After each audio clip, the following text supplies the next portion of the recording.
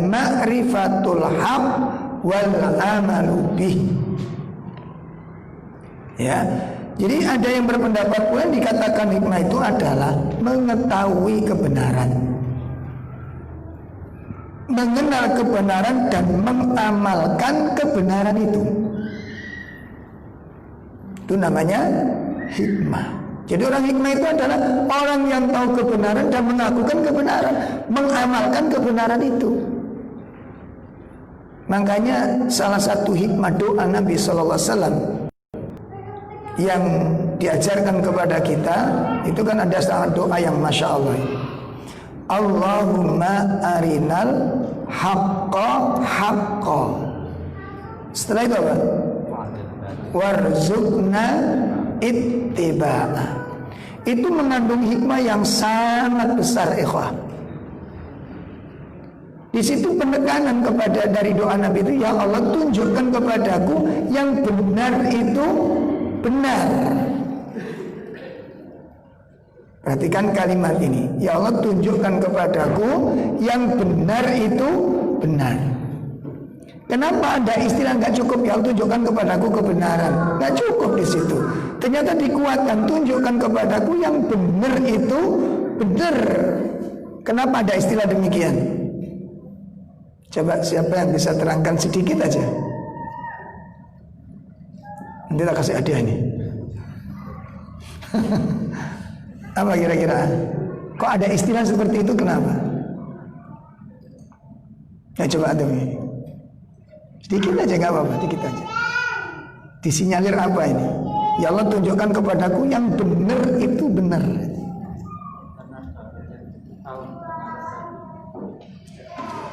Gimana? Ada kalanya. Kenapa kok Nabi mengatakan ya Allah tunjukkan yang benar itu benar gitu. Sebab ada kalanya kebenaran itu tidak diakui benar oleh apa? Orang lain.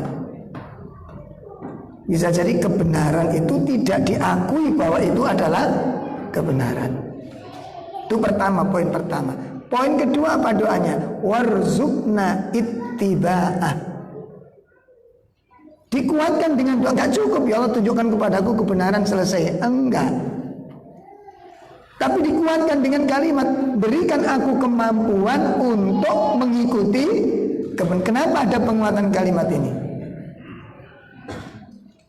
Kenapa? Karena bisa jadi orang yang tahu kebenaran, apa pasti mau mengamalkan kebenaran? Belum tentu. Banyak. Gak usah orang lain, kita. Gak usah orang lain. Kita tahu kebenaran belum tentu mengamalkan kebenaran. Itu dijelaskan di dalam kitab Miftah Darus Sa'adah oleh Al-Imam Ibnu Qayyim, diterjemahkan oleh Ustaz Farid Anus. Ya, subhanallah, dengan kalimat yang bagus, asratul mawani liqabulil haq. Babnya itu di dalam kitab Miftah Darus Sa'adah. Ada 10 sebab kenapa orang menolak kebenaran. Itu sangat bagus sekali kitab. Sudah pernah baca belum? Belum? Nah, ini musibah ini. Ada 10 sebab di situ. Kenapa kok orang menolak kebenaran itu? Rinci Imam Ibnu Qayyim menjelaskan, dan subhanallah. Makanya di mukadimahnya bab ini beliau mengatakan semua umat Islam dan semua manusia itu ingin hidup sesaat itu berada di atas kebenaran ini. Dan orang bermati-matian untuk menjadikan dirinya sebagai orang yang benar, makanya tidak segan-segan ngecap, ya, menjustis bahwa kelompoknya yang paling benar. Saking apa? Saking pentingnya kebenaran itu. Ya. Dan setiap hari orang berdoa minta kebenaran. Bahkan ini doa yang terbanyak yang diucapkan manusia. Coba kalau kita ingat-ingat doa yang paling banyak kita baca doa apa? Doa apa? Doa Rabbana Atina. Ini dudono gak mikir iki nek ndonga iki. Iki dudono gak mikir nek ndonga iki. Ayo Rabbana atina dengan ihdinas siratal mustaqim banyak mana? Oh, berubah lagi kan? Berubah lagi. Bener namanya. Ayo doa yang paling banyak yang mana? Ganti lagi. Antum ini. Ayo ihdinas siratal mustaqim atau Rabbana atina. Ihdinas mustaqim. Ihdinas siratal mustaqim itu berapa kali kita baca? Kalau wajib aja berapa? 17 itu yang wajib. Masya Allah. Yang wajib, belum yang sunnah. Antum kalau witir, kalau belum tahajudnya, belum duhanya, qobliyah ba'diyahnya, itu semuanya pakai ihdinas siratal mustaqim. Pakai enggak antum? Enggak pakai. Nah, gimana enggak pakai, enggak sah salatnya. Masya Allah. Ini doa. Semua orang minta kepada berada di atas jalan yang tunjukkan kepada. Nah, kemudian diangkat oleh beliau. Anehnya, begitu mati-matian orang berdoa minta berada di atas jalan yang begitu kebenaran tiba di depan mereka tolak. Nah, ini ironis. Aneh enggak? Coba aneh enggak? Coba orang kalau minta pekerjaan, ada pekerjaan gimana? Ini yang ku cari kan gitu. Orang kelaparan minta apa? Begitu kasih makan gimana rasanya? Seneng banget.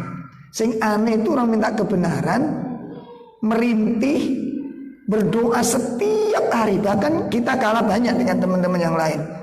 Itu kalau bacaan itu Fatihahnya banyak sekali itu ya. Iya bangga. Belum kirimnya satu, namanya ini satu. Itu per nama itu pakai ihdinas siratal mustaqim semua. Anehnya ketika kebenaran datang kepada mereka, mereka ingkari. Ini kan aneh. Makanya diungkapkan oleh beliau. Kenapa? Dan kenapa mereka menolak? Padahal tadinya merintih-rintih, merengek-rengek, minta kepada jalan yang lurus. Tapi begitu jalan yang lurus itu datang, kebenaran ada di depan mata mereka, mereka ingkari. Kenapa? Itu ada 10 sebab. Nah, salah satunya apa? Kebodohan. Gak ngerti kebenaran. Loh gitu. Lah minta kebenaran gak tahu ngaji. Minta kebenaran tapi gak pernah ikut kajian dan gak mau ngaji, gak mau ngaji. Gimana tahu kebenaran? Wong kebenaran itu di dalam kajian itu. Ya, ngaji Quran dicurigai. Loh kebenaran itu ada di dalam Al-Quran. Malah ada yang mengatakan sekarang gak usah hadis-hadisan. Sepakat saya, yang penting hadis beneran. Ya, saya setuju itu. Kalau nggak mau hadis-hadisan, sepakat saya dukung itu. Tapi harus menerima hadis yang hadis beneran, bukan hadis-hadisan. Mana khutbah Jumat dengan marahnya, dengan emosinya. Sekarang itu orang santri-santri banyak sekarang nggak pernah mondok, dikit-dikit dalil, dalil itu ini dalil itu khutbah Jumat itu. Kayak kegeman nih dalil ini. Ya Allah, ini serem ini. Nah terus apakah itu yang dikatakan kebenaran? Jadi itu faktor pertama adalah dhaful ilm wal mafahim, lemahnya ilmu dan pemahaman. Ya, yang kedua apa kata beliau? Yang kedua adalah qalbu ma'as, hati yang bermaksiat. Makanya hati-hati kita. Hati yang bermaksiat. Nah, hati yang bermaksiat itu bisa menimbulkan qaswatul qalb, hati yang keras. Hati yang keras sulit menerima kebenaran, terhalang oleh maksiatnya ini. Makanya nggak heran kalau di bagian umat Islam mati-matian membenci kebenaran, mencintai nggak usah heran. Karena konsumsi yang dipakai itu konsumsi maksiat semua. Nah, kemudian yang ketiga apa? Al-kibr, kesombongan. Nah, kesombongan merupakan bagian dari sebab terhalangnya orang dari kebenaran. Seperti siapa? Syaitan pelaku pertamanya. Dan seterusnya sampai nanti ada 10 macam di situ penyebab-penyebabnya. Dan semuanya logis sesuai dengan dalil akli maupun nakli. Semuanya logis dan tidak ada yang diingkari oleh akal sama sekali. Nah, oleh karena itu kita berdoa demikian. Ya, kita berdoa demikian. Jadi poin yang keberapa tadi? Ya, poin yang keempat yang dikatakan hikmah itu adalah ma'rifatul haq wal amalu bih. mengetahui kebenaran kemudian diamalkan. Nih. Dan ini ayo menjadi kebiasaan kita, ikhwah. Tolong kita belajar dari apa yang diungkapkan oleh Imam Bukhari dan ulama-ulama zaman dahulu. Ya. Kenapa beliau-beliau ini sangat kuat hafalannya. Dan begitu ilmu dicatat, disimpan, gak pernah hilang sampai beliau meninggal. Didapat, disimpan, gak pernah hilang. Ditanya pasti bisa. Kenapa? Karena diamalkan. Seperti Imam Bukhari itu kalau habis pengajian terus dapat ilmu. Kalau ilmu itu berkaitan dengan nanti amal-amal di tengah jalan, dia nggak akan pulang sebelum mengamalkan ini. Ya mirip dengan kita lah gitu ya. Iya gitu ya. Masya Allah. Nggak tahu miripnya apanya itu. Itu begitu. Contoh ya. Ketika beliau mempelajari mendapatkan hadis tentang panah, dianjurkan untuk memanah, nggak pulang, beliau cari panah dulu, beli panah. Jadi hadis itu betul-betul kuat. Saya dapat hadis tentang panah itu dari imam ini, saya dapat hadis tentang kuda itu dari imam, dari pulang jadi dapat kuda dia. Kalau hadis tentang masalah kuda, keluar pulang beli kuda, pulang membawa kuda. Dan dia dikenal, Imam Bukhari dikenal orang yang paling mahir bermain menaiki kuda dan paling jitu dalam memanah. Itu Imam Bukhari. Dan beliau termasuk ulama-ulama yang aghnia, orang ulama yang diberikan kecukupan oleh Allah. Jadi intinya di situ para ulama yang lain pun begitu. Seperti memberi makan pada orang miskin, nggak pulang sebelum apa? Jadi pulang pengajian kalau dia dapat duit gitu, dia beri makan orang. Kenapa? Mengamalkan ilmu yang baru saya tadi pelajari. Coba siapa di antara kita yang berkenan begitu? Ayo. Nah ini kalau sampai nggak siap, lah terus bagaimana mengenal kebenaran ini? Untuk apa kita cari kebenaran ini? Paham ini? Paham ini? Jadi nggak pulang dulu sebelum diamalkan. Kenapa? Ini nunggu pulang nggak diamalkan, pasti nggak diamalkan. Nunggu berapa tahun nanti hari raya baru nunggu raya cari orang miskin. Tidak, ikhwah. Ayo mulai kita terapkan ini. Jadi kalau besok makanya kalau besok satu misal tentang ziarah, pulang pengajian langsung ziarah, praktek gitu. Kasih makan nanti langsung jahil temannya. Habis pengajian makan sama saya. Lo gitu mestinya. Masya Allah. Yang juragan bakso itu. Ini bisa praktek. Ya, bisa praktek ini, Masya Allah. Dia umumkan, gak usah ya. Ini penting Ewa. Ya, makanya kita jangan main-main dengan ilmu ini. Benar kalau cuma dicatat, ini belum menghasilkan hikmah. Tahu hukum belum tentu hikmah. Yang mengatakan hikmah, yang dikatakan hikmah itu apa? Ma'rifatul haq wal amalu bih. Nih. Ini yang keempat. Yang kelima.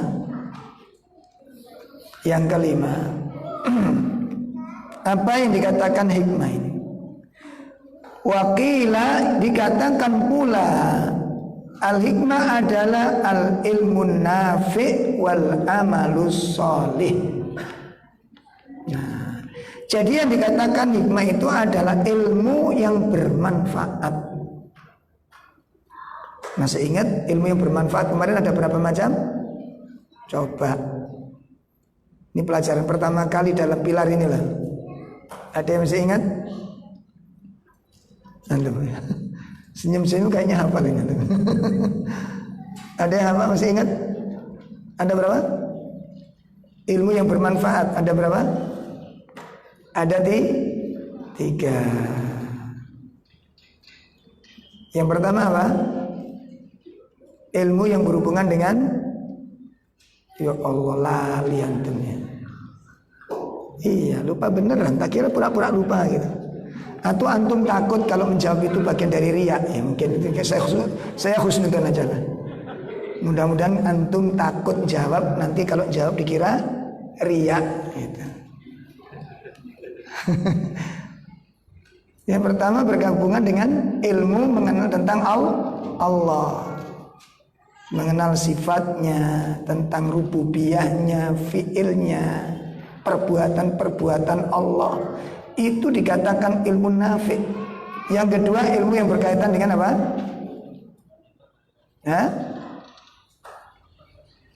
Tentang berita, tentang berita, tentang kabar-kabar dari Allah. Ada berapa kabar dari Allah?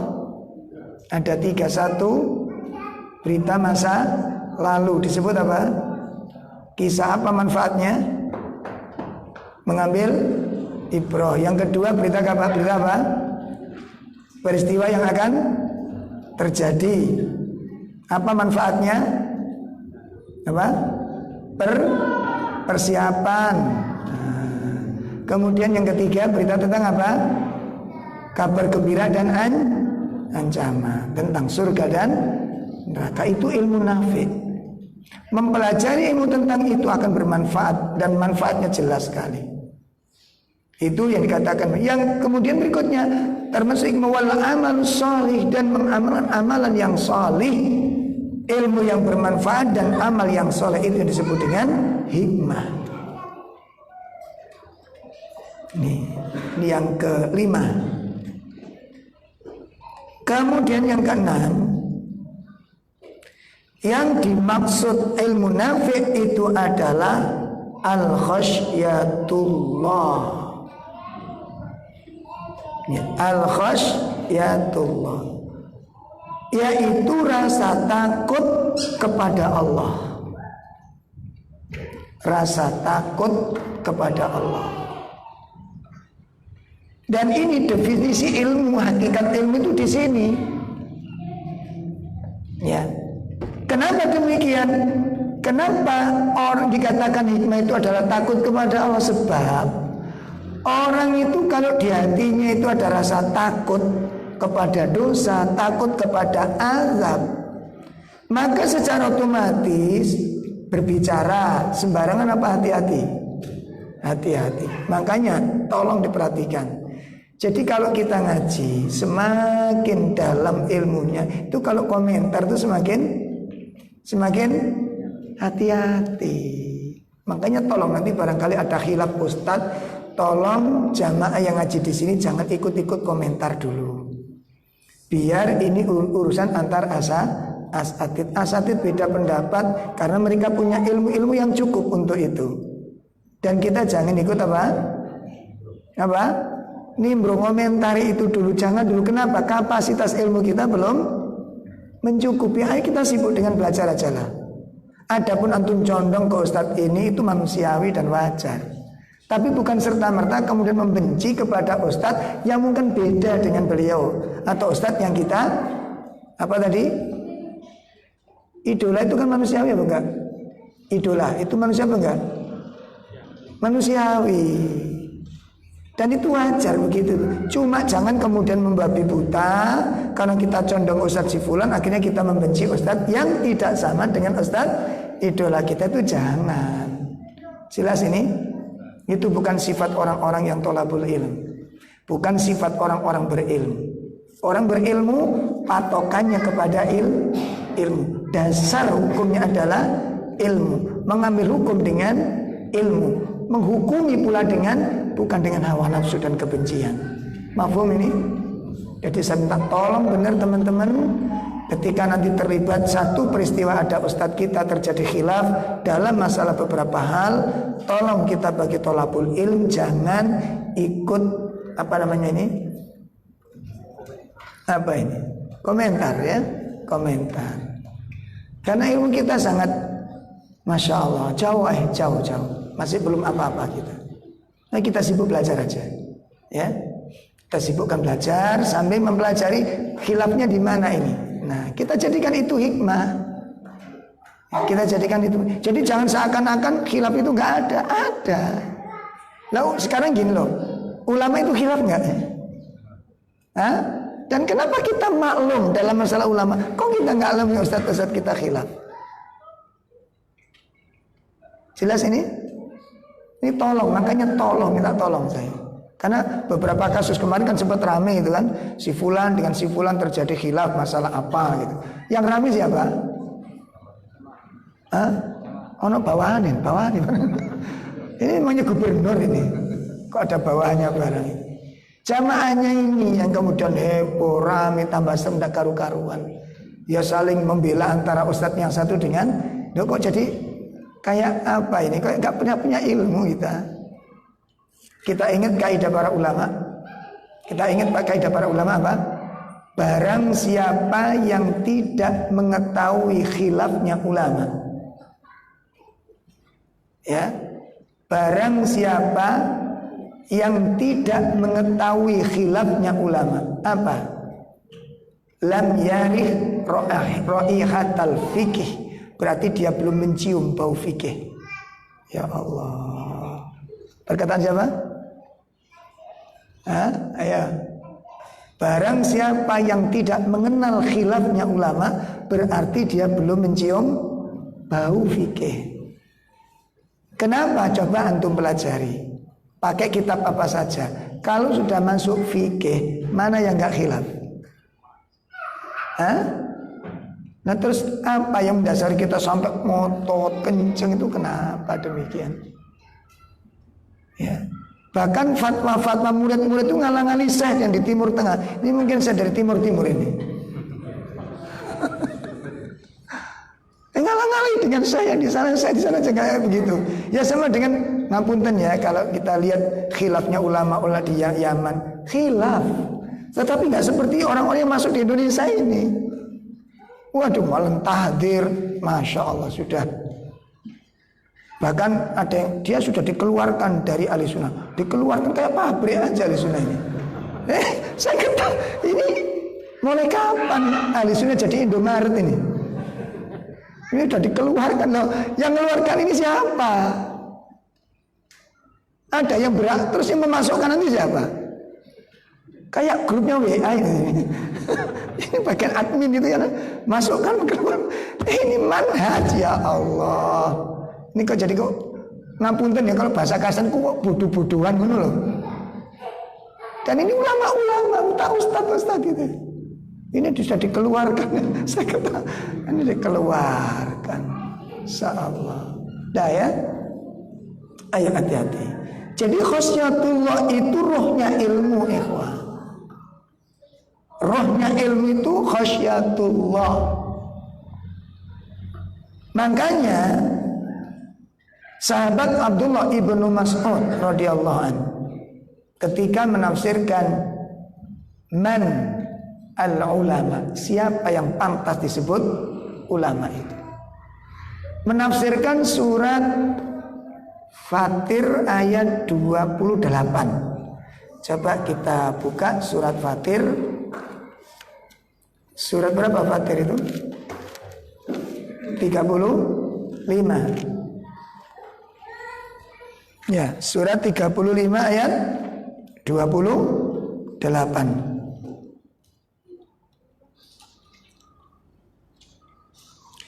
A'udzu billahi minasy syaithanir rajim.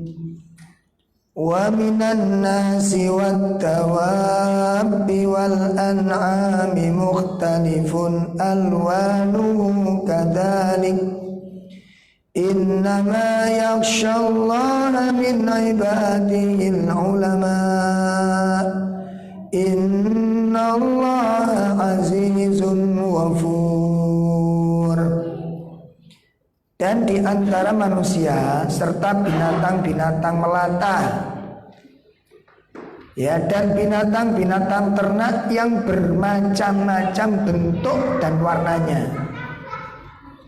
ya, innama yakhshallaha min ibadil ulama, sesungguhnya orang yang takut kepada Allah di antara hamba Allah itu adalah ulama. Nah, apa maknanya ini?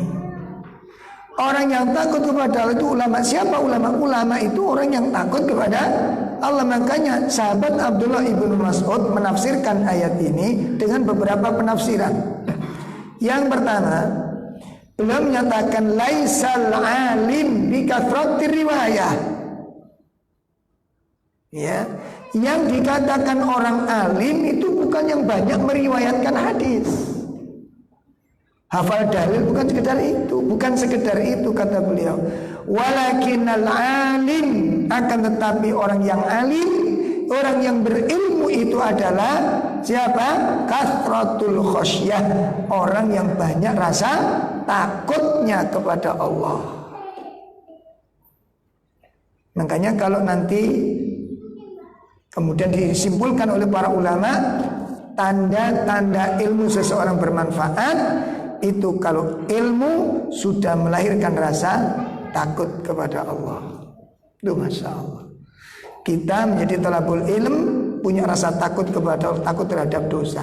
Saya yakin di rumah kita akan menjadi anak yang baik pada orang tua. Pasti itu. Dan kita pasti menjadi suami yang baik kepada istri. Kenapa? Karena rasa takut dosa. Dan istri pasti menjadi istri-istri yang baik bagi para suaminya. Kenapa? Karena takut dosa. Ya. Dan kita akan memperlakukan tetangga kita dengan perlakuan yang semulia-mulianya. Kenapa? Karena takut dosa. Kenapa kok demikian? Apa hubungannya dengan keilmuan? Sangat. Karena iman kepada Allah itu menjadi taruhannya untuk berbuat baik kepada tetangga. Jelas ini? Dan orang yang mengabaikan hak-hak tetangga ini menunjukkan tidak ada rasa takutnya kepada Allah Subhanahu wa taala. Hubungannya luas maknanya nanti itu. Luas maknanya. Ini makna pertama kata sahabat Ibnu Mas'ud. Jadi yang dikatakan orang alim itu bukan yang banyak meriwayatkan hadis, tetapi orang yang punya rasa takut kepada Allah. Kemudian dalam riwayat yang lain, sahabat Ibnu Mas'ud mengatakan kafa bi khasyatillahi ilman. Kata sahabat Abdullah bin Mas'ud mengatakan cukuplah takut kepada Allah itu bukti adanya ilmu di dalam hatinya.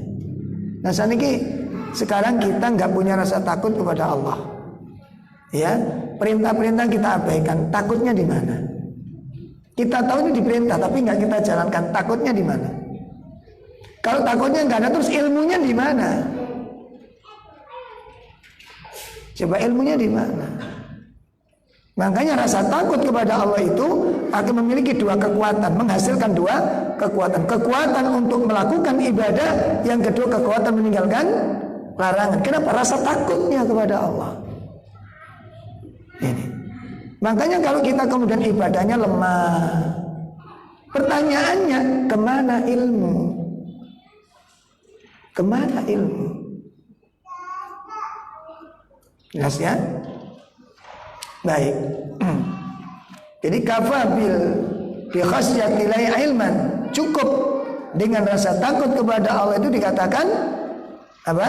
Dia merupakan bentuk wa kafabil ightirari jahlan, dan cukup keterperdayaan seseorang itu merupakan bentuk daripada kejahilan. Ya, terjerumus di dalam hal yang tidak benar itu merupakan bentuk dari suatu kebodohan. Baik, ini poin yang ke berapa tadi? 6. Makna hikmah menurut syariat, menurut istilah adalah khasyatullah.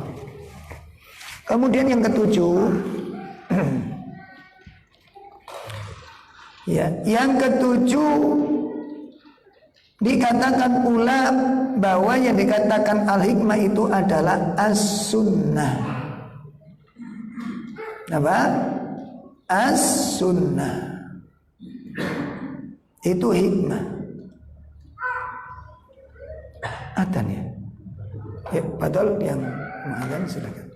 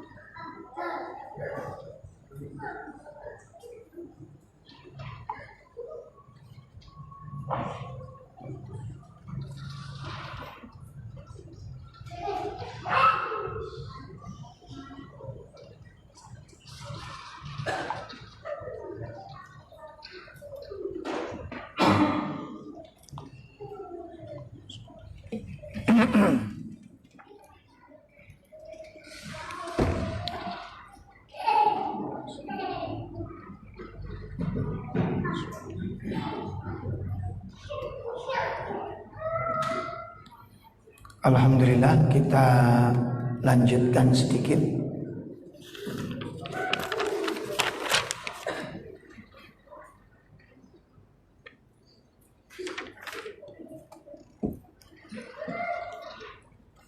Baik, kemudian yang ketujuh,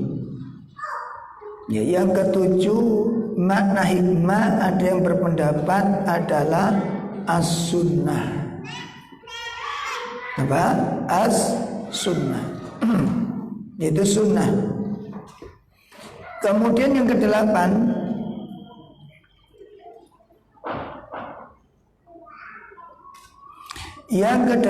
waqila al-wara'a fi dinillah. Ya, yang dikatakan hikmah itu adalah sifat wara' di dalam agama ini. Sifat wara' di dalam agama. Apa itu wara'? Wara' itu sangat hati-hati. Ya. Jadi saking hati-hatinya dia meninggalkan yang mubah, dia meninggalkan yang haram, takut terjatuh meninggalkan yang halal karena takut terjatuh kepada yang haram. Ini namanya wara'. Ada enggak perbuatan yang halal bisa menjatuhkan orang dari yang haram? Perbuatan itu halal, mubah, boleh dilakukan, tapi bisa menjatuhkan yang haram. Ada apa enggak? Hah? Ada apa enggak? Kalau jawab enggak termasuk riya, insyaallah. Enggak apa-apa, dijawab aja. Ya. Enggak termasuk riya, jawab tidak termasuk riya. Antum kelihatannya menahan diri banget gitu. Atau termasuk waro ini? Nah, contohnya apa contohnya? Mubah, halal, tapi bisa menjatuhkan ke dalam yang haram. Nah, olahraga itu boleh apa enggak? Boleh. Bisa menjatuhkan orang haram? Kenapa? Apa saja diantaranya? Satu, pakaiannya. Sepeda pancal, halal apa haram? Halal. Tapi kalau untuk sepeda pancalan terus pakaian seragamnya kayak Spiderman, ya haram. Tahu Spiderman? Itu kayak bapak-bapak tuh, ya Allah, meluntus yang nunggu lah. Saya nggak bisa bayangin gak izin loh Pak.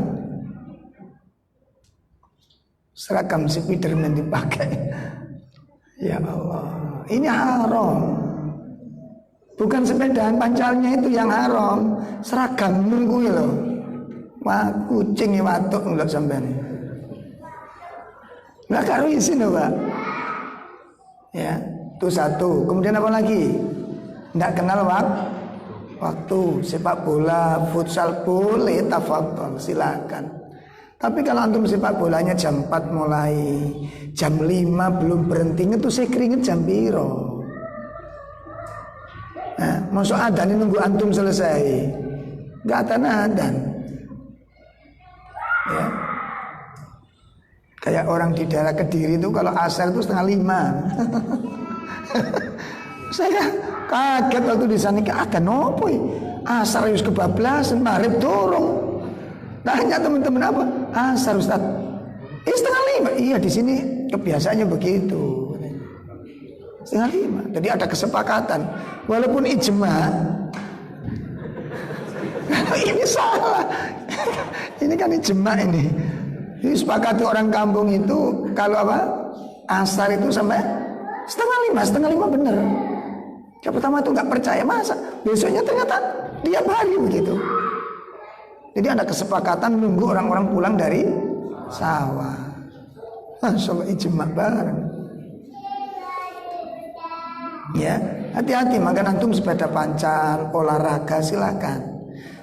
Nah nanti kalau memang di situ memang tidak memungkinkan dan pasti terjatuh, berhenti. Ini namanya waro. Gitu loh. Nah kadang-kadang ngomong kadung sepak bola itu kan kadung nyeletuk ngomong kalakan wis ucapan-ucapan, jaga mulut bisa enggak, sportif bisa enggak, jujur bisa enggak. Ya kayak dulu waktu saya dimasuk di tarbiyah, sepak bola syar'i banget, ketendang ditulungin sama musuhnya itu, bolanya lari. Saya bilang kamu ubren balik sih, afwan rangkul-rangkulan ini kesar'ian enggak jadi sepak bola kayak dagelan jadi. Saking jaganya, benar terjadi itu. Awal-awal kita gabung di tarbiyah sepak bola gitu kan, terus ketendang masuk gelundeng aja nyampe sepak bola kan biasa. Ditulungin sama musuhnya itu, dirangkul afwan, doa afwan, masya Allah.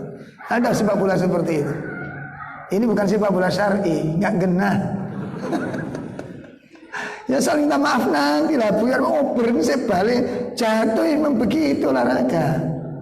Nah makanya antum tolong hati-hati kalau kita olahraga. Satu, jaga pakaiannya. Dua, apa? Waktu. Antum punya waktu. Ya, kita bukan seperti orang umum. Kita punya tanggung jawab agama. Jelas ini. Malam futsal silakan. Cuma antum sebanding gak dampingi anak-anak belajar. Loh kan? Kalau ada kesempatan gak apa-apa gitu. Ya, bantu istri di rumah. Udah ya? Nah, ini waro itu merupakan hikmah. Yang ke-9, wakilah dan dikatakan pula al ilmu wal amalu bih. Nah, ini hampir sama dengan yang ke-5 tadi itu. Ya, dikatakan hikmah itu kalau ilmu dan amal tentang ilmu tersebut. Berilmu dan mengamalkan ilmunya. Wala yusamma rajulin hakiman. Seseorang tidak dikatakan hikmah illa idza jama'a bainahuma, kecuali apabila dia mampu mengumpulkan dua perkara tadi, antara ilmu dan amal. Jadi seseorang tidak dikatakan hikmah kalau belum bisa mengumpulkan dua perkara ini. Apa dua perkara tersebut? Antara ilmu dengan amal. Makanya orang yang berilmu yang beramal, berilmu beramal itu nggak banyak komentar, banyak berpikir, banyak beramal. Itu orang berilmu, ciri-ciri orang berilmu. Ciri-cirinya begitu. Nggak banyak komentar, nggak banyak omong gitu. Nggak banyak dalil. Karena dalil sudah dalam jiwanya. Dia berjalan dengan ilmu, dia memandang dengan ilmu, dia menghukumi dengan ilmu, lalu diamalkan. Karena ilmu itu pasti tuntutannya adalah amal, dan ilmu yang bermanfaat buahnya adalah amal. Sebagaimana dikatakan oleh Syekh Al-Utsaimin di dalam kitab salah satu usul, al-amal shalih tsamaratul ilm wal iman. Amal yang soleh itu merupakan buahnya ilmu dan buahnya iman. Ya. Jadi seseorang tidak dikatakan hikmah kalau belum bisa mengumpulkan dua perkara tadi. Apa tadi? Mengumpulkan antara ilmu dan, jadi ilmu itu bagian amalnya. Makanya setiap dia ngaji tambah ilmu berarti tambah. Coba antum bisa bayangkan ini. Masa kita ngaji sekian lama amalnya pancet, sementara ilmunya loh kan gak imbang. Coba kita renungkan, mesti ada yang salah ini. Ada yang salah ini. Ilmunya banyak, tambah terus kita ngajinya tiap hari. Tapi kenapa amal-amalnya tidak bertambah? Ada permasalahan di sini. Ada permasalahan. Dari model kesabaran, keikhlasan, ketawaduan, coba evaluasi ulang. Kemudian yang ke-10, wakil, dan ada pula yang mengatakan, yang dikatakan hikmah itu adalah wada'u kulla syai' fi mawadhi'ihi. Wada'u kulla syai' fi mawadhi'ihi. Menempatkan sesuatu tepat pada tempatnya, atau menempatkan sesuatu pada tempat yang tepat. Nah, ini nanti pertimbangannya bahwa orang hikmah itu kalau mau membicarakan sesuatu itu ditimbang matang-matang dalam pertimbangannya. Nggak cocok komentar, nggak cocok enggak, didalemi dulu. Makanya lihat kasus-kasus yang diangkat dalam sebuah hadis, antum lihat, walaupun masalahnya cukup dahsyat, tapi Nabi melihatnya dengan kacamata ilmu dan hikmah. Sekarang gini, satu misal, dalam kajian ini tiba-tiba ada ikhwan, HP-nya bunyi dangdut. Apa kira-kira antum rasanya kayak apa?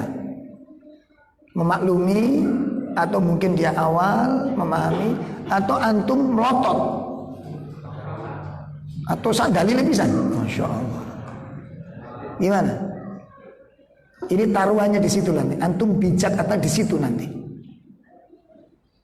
Apa mungkin itu bisa terjadi? Lebih buruk dari itu bisa terjadi. Itu baru orang melakukan itu. Antum bisa bayangkan ketika Nabi mengajarkan ilmu di tengah sahabat, tiba-tiba seorang pemuda mengatakan, "Ya Rasulullah, izinkan saya berzina." Kira-kira kurang ajarin teman gak itu? Hah? Coba antum bisa bayangin itu. Dia minta izin untuk berzina, bukan HP-nya dangdutan. Lebih serem daripada itu. Tapi lihat bagaimana Nabi mensikapinya. Kalau hari ini ada begitu, kira-kira gimana? Ada orang tanya nih, Ustadz, tadi Ustadz bilang bahwa pacaran itu dilarang, nggak ada dalam Islam. Tapi Ustadz, mungkin jadi antum bilang ngeyel Bani Israel ini. Langsung kita ke Bani Israel ini. Itu mudah sekali kita loh, kalau ngecap itu mudah sekali gitu loh kita ini. Tanpa dicerna dulu ini siapa yang ngomong ini pemula apa sudah lama, dan ini wajar apa enggak seperti ini. Antum nggak pakai salah hakim sudah. Makanya jadi runyam agama ini di tangan para hakim ini. Makanya tidak sedikit konflik-konflik keluarga itu bukan masalah-masalah yang berat, masalah seperti, tapi kita memandangnya dengan cara-cara yang sangat brutal, nggak seimbang gitu loh. Cemburu kepada ilmu, ya cuma faktornya kan dilihat dulu. Antum lihat apa yang dilakukan oleh Nabi SAW ketika istrinya numplak panganan. Menurut antum gimana? Aisyah itu solihah atau enggak kira-kira? Aisyah, ya jelas antum nggak jawab pun tetap solihah dia. Coba antum lihat numplak panganan. Apa yang dikatakan Nabi? Nabi nggak komentar sama sekali. Bayangin coba. Gini mau nikah dua antum, belum siap tumplak-tumplakan. Nah, udah siap tumplak-tumplakan dan siap menghadapi pertengkaran, dan antum siap untuk menghadapi pertengkaran, silakan tafadhol. Ya, belum siap apa-apa wes gemeter semua ini. Ini Nabi di rumah Aisyah. Sofia datang membawa makanan. Ya Rasulullah, aku sedang membuat makanan. Silakan kau makan. Mau dipegang Nabi, didilui oleh Aisyah, ditumplak di depan Sofia. Pecah piringnya. Nabi ngomong enggak? Kalau antum jadi waktu itu antum satu misal. Ini misal aja. Ya, walaupun tidak akan pernah terjadi gitu ya. Ya coba wajah-wajah kita kan wajah-wajah penakut semua ini. Satu misal, apa yang kita katakan kira-kira? Coba Nabi nggak komentar sama sekali, nggak ngomong Aisyah juga. Kamu ngapain numplak-numplak? Enggak. Kamu juga ngapain meludus ke sini tuh? Enggak juga. Nabi duduk, mengumpulkan makan yang tumpah-tumpah dikumpulin, pecahnya diambil. Setelah itu Nabi masuk ke rumah Aisyah, ambil piring Aisyah. Aku ambil piringmu satu karena kamu memecahkan piringnya Sofia. Sofia, ini piringmu. Sudah pulanglah. Sekarang aku jatahnya milih di Aisyah. Selesai. Mek ngono tok, iya. Kalau kita kan kurang serem, harus bikin serem ini. Ya Allah. Antum lihat, antum rasakan. Makanya kalau ada hadis, jangan cuma hadisnya gitu. Enggak, hikmahnya apa? Antum bisa ambil enggak itu? Seperti ketika Nabi mengatakan, ya Rasulullah, izinkan saya berzina. Izinkan saya. Spontan para sahabat melotot mencaci maki pemuda ini. Apa kata Nabi? Mana pemuda yang ngomong tadi? Siapa ngomong? Ya Rasulullah, ini ya Rasul. Nabi teriak, siapa ini orangnya, ini pemudanya. Saya coba dekatkan dia kepadaku. Dekatkan dia kepadaku. Itu ilmu bagi para ulama. Kenapa? Pemuda. Setelah itu selesai enggak? Ayo duduk dulu. Tidak ngobrol, jagongan sama Nabi. Menghakimi? Enggak. Kamu tahu, zina itu haram. Qala Allah, apa sulitnya Nabi mengatakan haram? Apa sulitnya Nabi mengutapkan surat Al-Isra ayat 36? Apa sulitnya? Ya ada kesulitan. Tapi itu dia diucapkan oleh Nabi. Nabi justru mengajak berpikir pemuda ini. Apa antum sangat ingin melakukan? Iya, saya ingin untuk berzina. Baik. Kalau begitu sekarang begini. Gimana pendapatmu kalau kamu punya ibumu berzina? Dan kamu tahu ibumu dizina orang. Gimana kamu sebagai anaknya? Apa jawabnya? Ya Rasul, demi Allah, saya menjadi jaminan itu dia akan terjadi. Saya enggak ridho itu terjadi. Bagus. Sekarang bagaimana kalau kamu punya kakak perempuan? Terus ditanyakan sampai 4 kali pertanyaan. Selesai, dia jawabnya sama. Demi Allah, saya enggak akan ridho. Nah, sekarang begini, wanita yang akan kamu zinai itu keluarganya seperti antum ini, enggak ridho. Ya, coba cara yang sangat apa ini? Kalau kita kesuwen. Kita ini kalau tinju itu Mike Tyson antum ini. Maunya begitu ketemu pukul langsung KO. Enggak pakai seni sudah. Coba antum lihat ini hasilnya luar biasa apa enggak? Kalau dia mengatakan haram enggak boleh, selesai sudah. Sama nanti antum berhadapan dengan anak-anak. Kalau antum sudah punya remaja, anak antum mungkin gak mondok, punya kenalan sampai itu. Ini banyak kasus-kasus yang terjadi. Jamaah-jamaah kita yang mendapat hidayah sudah tua, anak-anak sudah kadung sekolah umum, pacaran, anaknya nggak ngerti hukum, sementara ibunya sudah tahu. Ini dilema, ikhwah. So boleh pacarmu ya? Gak boleh, itu haram. Tambah takut atau tambah dipaksa anaknya nanti. Ayo kira-kira disuruh milih, kamu pacaran kamu jangan pulang. Kira-kira pulang apa nggak pulang dia? Ini ilmu yang harus kita siapkan. Paham ini Pak? Ini ilmu yang harus kita siapkan. Hikmah, menempatkan sesuatu pada, termasuk marah. Kalau ada kasus di rumah, ada masalah begini, kalau masalahnya begini, marahnya begini, imbang enggak? Ngapunten, kalau kita mau marah, mikir gitu dulu apa enggak? Hah? Kesuwen ya. Gimana coba antum bayangin? Enggak, antum coba dibandingkan aja, marah, masalahnya begini. Terus kemudian marahnya begini, seimbang enggak? Kan banyak toh kasus-kasus di rumah tangga itu yang masalahnya sepele, kemudian akibatnya menjadi persoalan yang besar dan memanjang, merantak kemana-mana. Masa lalu terbawa lagi, betul apa enggak? Loh, betul apa enggak? Lah ini imbang enggak masalahnya gitu loh. Boleh tengkar, boleh percekcokan, boleh, dan itu manusiawi.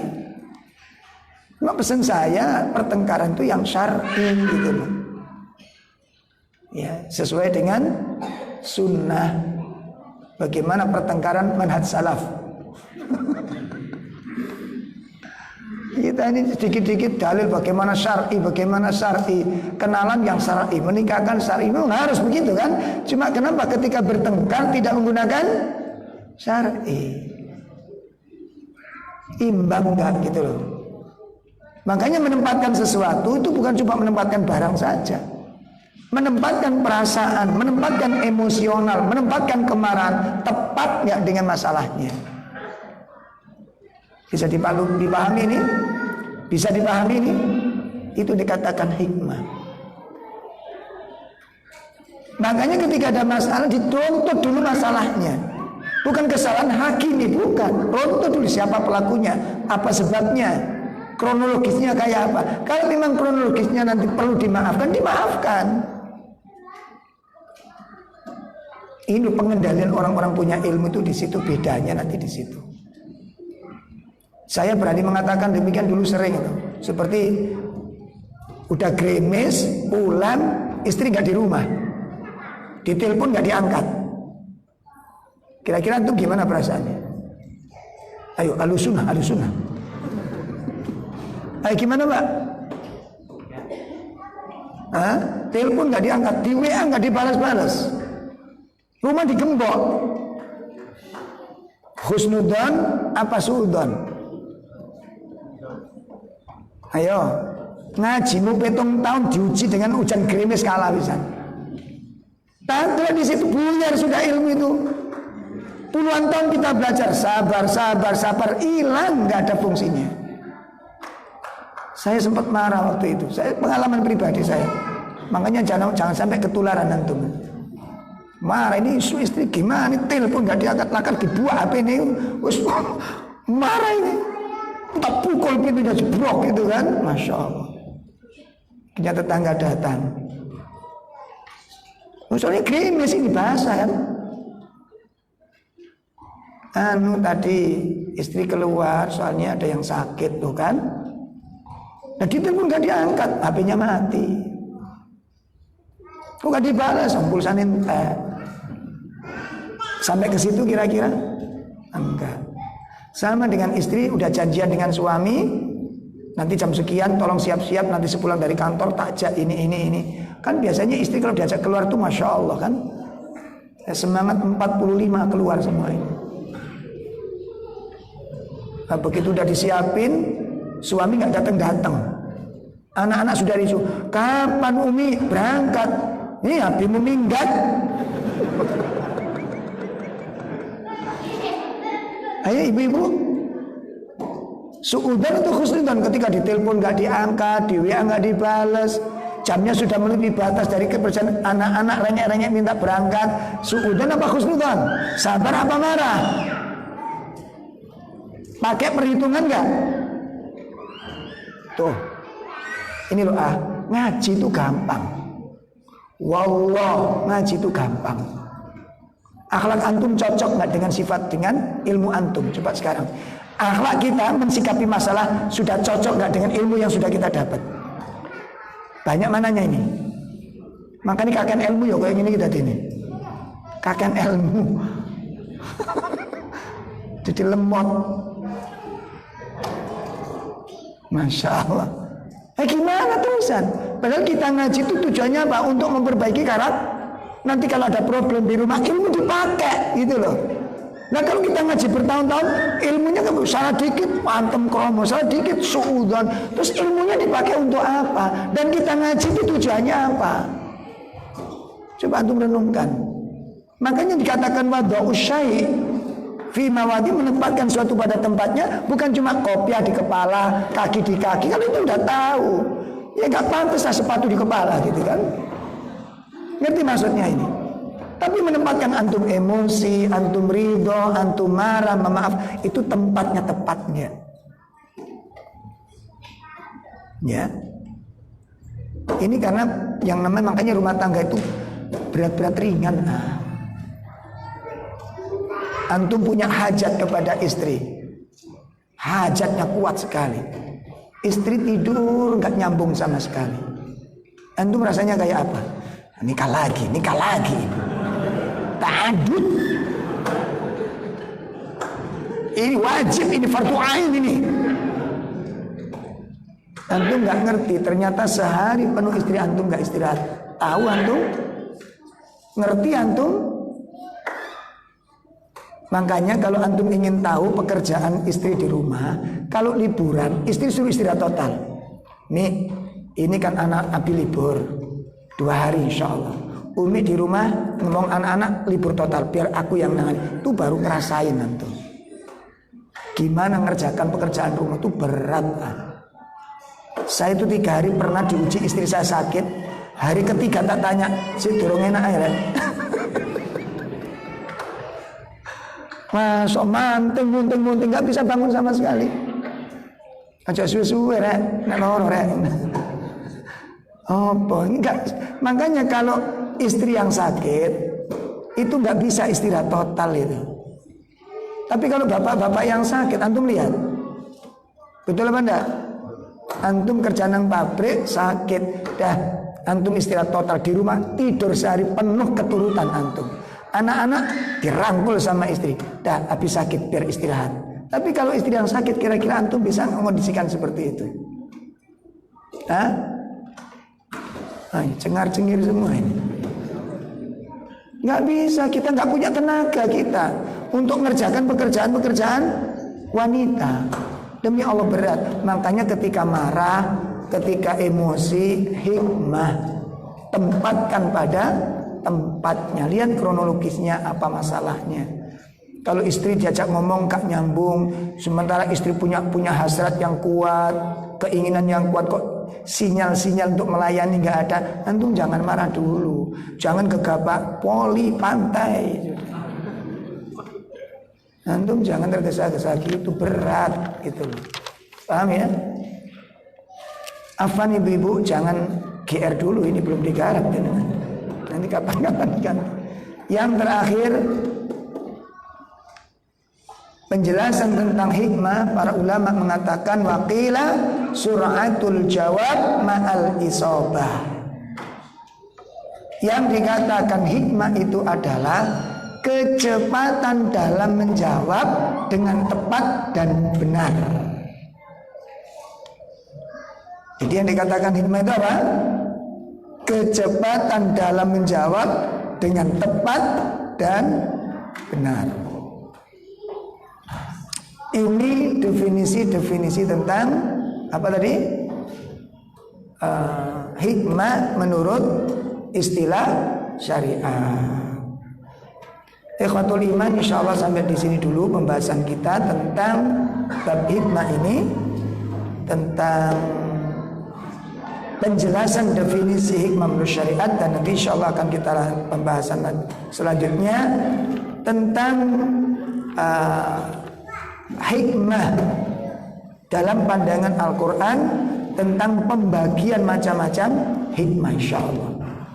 Demikian kurang lebih, kurang mohon maaf. Wassallallahu ala nabiyina Muhammad, subhanakallahumma bihamdika, asyhadu an la ilaha illa anta astaghfiruka wa atubu ilaik. Assalamualaikum warahmatullahi wabarakatuh.